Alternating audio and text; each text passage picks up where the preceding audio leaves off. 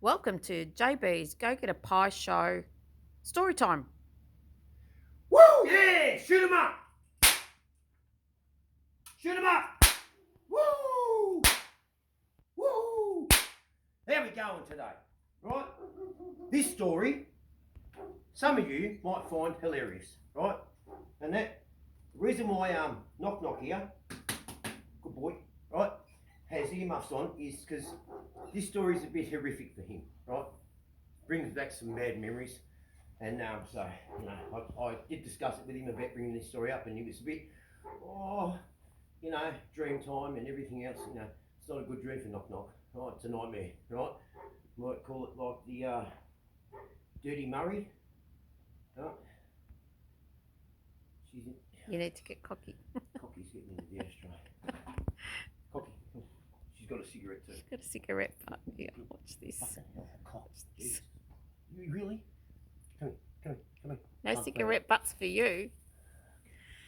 Yeah, Knock Knock. All right. You get on the chair. On the chair. On the chair. Up on the chair. There we go. So, anyway, see Cocky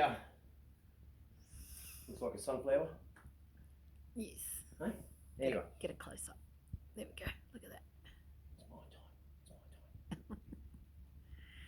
time. Anyway, back to the story. So we discussed it with Knock Knock, and he's gone, oh, well, and I said, well, it's a funny story, all right, but that's why he's got the earmuffs on, because it brings back some bad memories. So he's in it, but he's not going to hear it, right, because he just doesn't, turns him off. So anyway, a few years back, a long time ago, bling, story time. Right, I was working in Port Hedland at the mines, and I used to, look after. I was looking after all the machinery, mainly the rams. So when they used to blow out, they'd get me out. I'd go out and fix the rams or any hydraulic pump type thing like that. And I'd sometimes get on the train from Newman's after picking up the iron ore, travel it back up to Port Hedland, and then onto the gantries out to the ship. And in Port Hedland back then, there wasn't really a lot to do. The pubs closed at 11:30. Port Hedland pub shut at 11:30, and um, um, the South Hedland pub shut at 12 o'clock. So there really wasn't a lot to do. A population of 27,000, and there was I worked out the ratio, men to women, was 24 blokes per woman. Who's out there? No one? Anyway. Right, so, there wasn't much to do, right? So I ended up getting a second job just to meet people in the town, because I was, working on the mine, so I had my own donga and everything else like that. So to meet people, you're not going to meet them just going to the mine, to the donga, to the mine, it's not going to happen, right? So I got a job at the local BP service station as a mechanic, right? So you meet people that way, the locals, whatever, you get a feeling what's going on, house parties, whatever, and just have a laugh, right? And while I was there, and my mate and I, we both got the job, right? Because Glenn, my friend, was working on the mines as well. Anyway, so we're both mechanics, and we're helping out this bloke, and getting an all right wage. We really weren't doing it for the money, but anyway. So we're servicing all these vehicles that come in and stuff like that, travellers and stuff like that, while the owner of BP is just ripping them off. But anyway, we came to work one day on this weekend, and we saw these army vehicles, right? And they were fully loaded, like 50 cal loaded, grenades in canisters. They were fully loaded. They had everything. They had machine guns. They had the 50 cal was loaded, the ammunition boxes, the whole lot. It was everything like this. And I'm looking at these two vehicles, like this, and the bloke who owned the BP store, he's turned around and said, right, these things need to be serviced and stuff like that. And we're like, oh yeah, no worries. So we're doing the service anyway.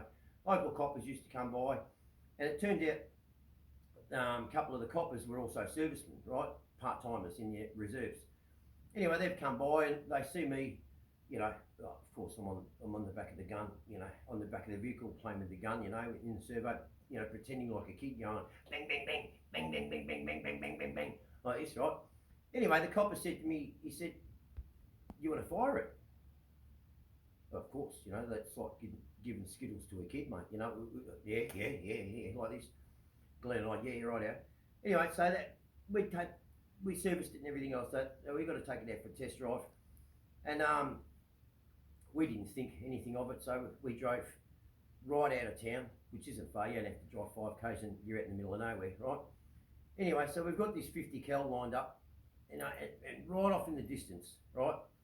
And that, mind you, we'd already been driving around town, you know, just as we're driving around, I'm on the back, Glenn was on the back, and we're just, you know, pretending with the local Indigenous people on the footpaths and that, going bang, bang, bang, bang, like this, right? You want to get there? Come on, get there. Come on, it's all right, you're not going to fall. You've got wings. Okay. Imagine being a cockatoo, walk around slamming your face on the ground all the time. That's how they get around. Anyway, so we're scaring the hell out of the local people and stuff like that. Anyway, we finally get right out of town, and there's these old, well, just these abandoned vehicles, right? Right out on the distance, like we're talking, they're right out there, you know. So anyway, I've loaded up the 50 cal, and that, and I may have mentioned that I have had training within guns, with military and other aspects of my life, and that, so I do know how to load a weapon. And anyway, so I'm loading up. Glenn's Tenerini's opened up one of the canisters, and he's got grenades. And so while I'm loading up the gun, right, Glenn, he's pulled the pin, and he's throwing like really hoofing these grenades, and you can feel the explode, right? So they're going off, and I'm going, mate, what are you doing anyway? So we're not paying attention anymore, or I'm not paying attention anymore at the targets. These cars, there's about 4 cars, old wrecks, you know, just left, right off in the distance. We're talking a fair way away, so we can see them, but not actually what's around it and everything else like that. There's some trees around them and some like that. We thought they were abandoned anyway. So with the bangs, obviously you can hear them in town, because we're only, when I say we're right out of town, we're only about 2 kilometres out of town. And at Port Hedland, if you've been out there, 2 kilometres out of town, basically you're in the middle of nowhere, because Port Hedland itself is in the middle of nowhere, right? And that, we used to joke about Port Hedland when newcomers used to come. We say, "Did you see Twin Peaks?" And they go, "Huh?" The iron ore heap and the salt heap. Anyway, so this is the bangs with Glenn throwing their grenades, and also I threw a couple too. Attracted some interest from the police. So these 4-wheel drive coppers come down, and it happened to be these 2 coppers who said, you know, they were in the reserves, and they've seen us. We're out there in this full-on, you know, army vehicle, 50 cal loaded. We got plenty of ammo. There's machine guns. There's grenades. Oh, mate, there was everything, right? And it's just sort of going a bit dust. About 3:30 in the afternoon, right? And we're giving this vehicle a bit of a run, right? Anyway, we've stopped, and these coppers have come up, going, "Oh yeah, we heard the banging. Well, you're going to fire the gun?" "Yeah, you know." This copper's jumped up, the both of them, and they've gone, "Oh, you've loaded it correctly?" "Yeah, oh, how'd you learn that?" "Oh, that doesn't matter. Yeah, I know." Anyway, so I didn't get to have a go first, so he wanted to test it. Obviously, you know, we let them go. We're not going to push our way through the coppers and that. So, you know, so he's fired off a shot with the 50 cal, boom, like this. Mate, the feeling of it going off just went right through Glenn and I. Of course, we've just whoop, and it just, everyone turned into a kid at that point. It just went berserk. So the gun's gone, the 50 cal's gone off. Glenn's grabbed a machine gun. The other copper, he's pulled out his revolver. He's shooting at everything. Everyone's shooting, right? And Glenn's throwing grenades. I'm standing there watching this, right? And, you know, there's binoculars there to see if they're hitting the targets and like this. And I see something moving at the back of the cars, you know, like, at first I thought they were kangaroos. And I had a closer look, and that, well, he doesn't like this bit, right? Anyway, sorry. So anyway, we actually concentrated on what was moving at the background there, and it wasn't kangaroos at all. But mind you, this copper's on there now. The other copper's got on the 50 cal. They're firing off shots. There would have been about, I don't know, 10, 15 shots from the 50 cal, plus the machine guns. This copper's shooting his revolver. They're all there, and I'm just like, hang on, and now I'm looming in, and they're popping the cars, right? And I'm watching what I thought were kangaroos. They're all running in the same direction, like, and I'm thinking that's not like wildlife to sort of follow each other with something like that. They sort of spread, you know. Animals sort of like take off like this, and then they gather up later. Human beings, on the other hand, they tend to follow one another, right? And I watched this pattern. I'm like, and I've got right in, and I'm like, oi, mate, they're not kangaroos. They're not out. Stop shooting. And mind you, there's already 3 out of the 4 cars have already been loaded up with 50 cals, and you know, Glenn's throwing some grenades. I've thrown some grenades. Anyway, they were knock knock. Indigenous people out there. They must have been sleeping out the back. We've woken them up with this. Would have been like fucking Vietnam out there for these fuckers, right? And with this, there's 2 coppers in uniform. Then there's these two other blokes, me and Glenn, in shorts and this tank top. Woohoo! You know, deliverance is here. Like this. Just keep in mind though that I haven't fired the gun yet, right? So it immediately stops, right? And they're like, fuck, Jesus Christ. And the other copper gets on the radio and he says, quick, ring up the boys, right, in the other patrol, have the area immediately sealed, like to make out that it's just an army target range for the thing. So there's no trouble that can come back on us. This is no shit what he said. So no trouble can come back at us. We had the area sealed off, right? And these Aboriginals must have not heeded to the signs, right, that there was going to be live fire in the area, right? No, I'm not lying. That's what he said, right? Right. In turn, so they've all stopped. And I'm thinking, I haven't had a go at this gun yet, right? I want to have a go, right? So I know I can't shoot that way, right? So anyway, I didn't realise which way, well, I didn't know which way the other police car was coming in, you know? So I've turned the gun, right? And I'm looking at this embankment now, right? So there's this embankment over there. So here I am. I've got this embankment. I'm on the turret, the back of this. Can you see me? Yeah. So I've turned the turret. So from where they were, I've turned it and thinking, well, I'm going to have a shot. There's a couple of trees and there's this nice big embankment. It's not close, mind you. It's right out on the distance there, right? Anyway, so I'm like this, and I'm like going, boom, boom, boom, boom, boom, boom, boom, shooting to what I think is an embankment is a hill.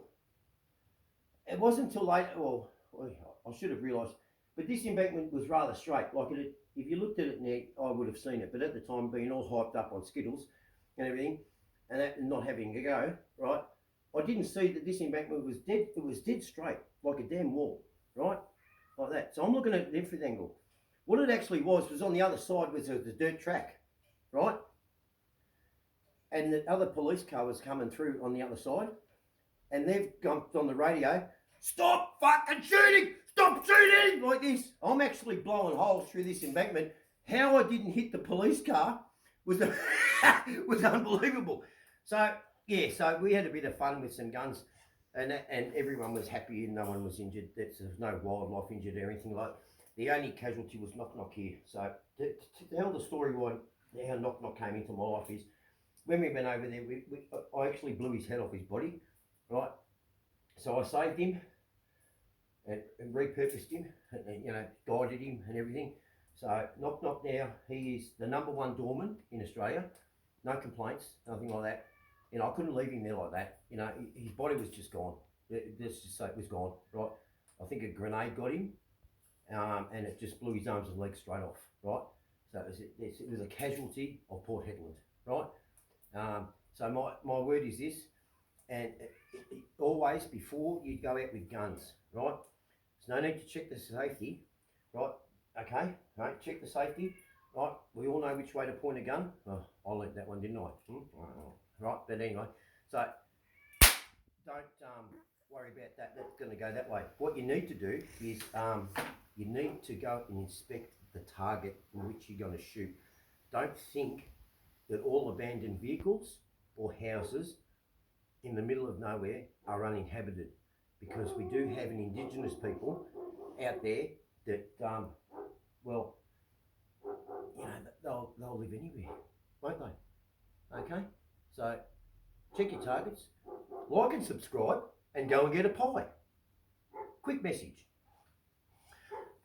I'd like to thank, obviously I'm going to say Denny Hayes, right? Him for us meeting, and also for inviting me to accompany him to Geelong Harley one day, where he arranged a meet and greet, and he invited me to come along. And it was after I met Denny, I put out a couple of videos. A lot of you would have seen, my very first one explaining what happened and stuff, and just out there talking on my channel. They were quite long-winded then. This one's, I'm trying to bring it down. But what actually helped me really not appreciate Danny, but really forged a strong bond was the fact that Danny included me into accompanying him to one of his meet and greets. This is when Danny was just sort of taken off, right? And people were gathering, and they liked gathering momentum, and they rallied behind him.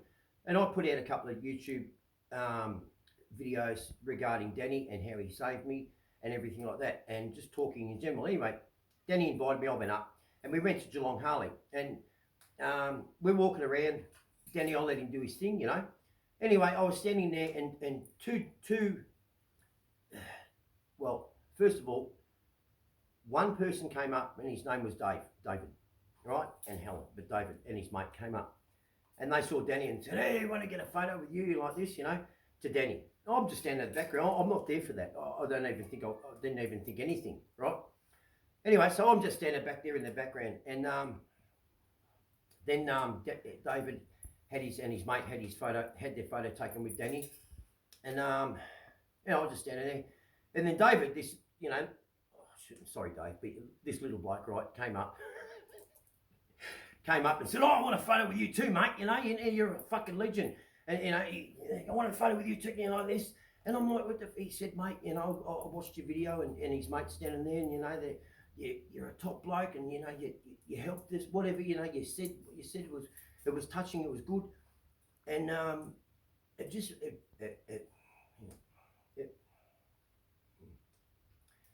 it really meant a lot that my voice was being heard, that someone watched it, and that I was helping people. Look, I'm not aspiring to be Danny. Danny's his own person. I'm trying to, in the same way Danny, but just get a voice out there you can't hold your worries in. But David doing that and his mate really showed me something, that there's a need for this. And that was fine. And we swapped numbers, and I talked to David, I won't say regularly, but we do exchange messages and stuff. I've been to his house and met his kids and everything. I even helped him with the dog problem. And that's where Danny got his R1 from David, right? And anyway, so we've met and we talked and everything, and then a couple of minutes later, I was leaning back on the railing at Geelong Harley, and another bloke was standing beside me, this quite burly, bloke was leaning there, and we're just standing there, he's up there, we're both leaning there, and he's just turned his head and he's just gone, "I like your videos, mate, they really helped me a lot." And his name was Scotty.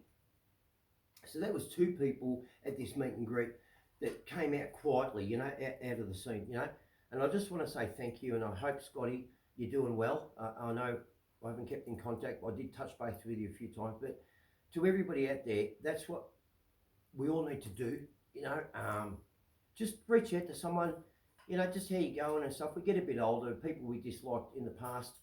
I don't think any of us really wish death on anybody or harm, but if you see them, just give them a smile, These two people, I didn't know them, and that's what sort of spurred me on a bit. And I went a bit ratty there for a bit, a bit loose and whatever else like that. But now I know what I'm doing. I'd just like to say thank you to, Dave and Scotty, and also Peter. I met Peter on one of Danny's rides for raising money. I was a bit erratic that day, and I spoke to Peter, and it really helped. And I just got off the phone with Peter today. So I do keep in contact. And again, I'd like to also add, I apologise to Eamon about his YouTube channel. I got the name totally wrong. It's old, not dead, right? Okay, so it's not broke, it's not dead. So old, not dead, all right? All right, you all take care, and like and subscribe, and check your targets.